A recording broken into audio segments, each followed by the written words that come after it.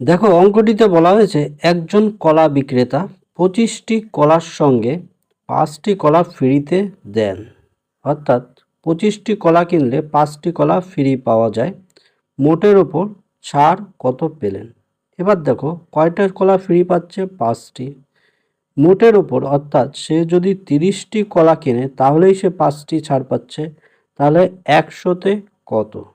ঠিক আছে, এবার দেখো শূন্য শূন্য কাটা, 3 দিয়ে আজ যায় না, তাহলে 50/3, আর 50/3 মানে 16.2% ছাড় পান।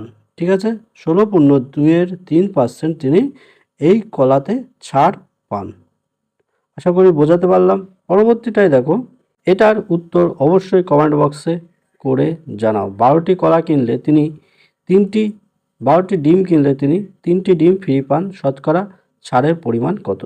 অবশ্যই কমেন্ট বক্সে জানাও। ভালো লাগলে অবশ্যই চ্যানেলটিকে লাইক শেয়ার সাবস্ক্রাইব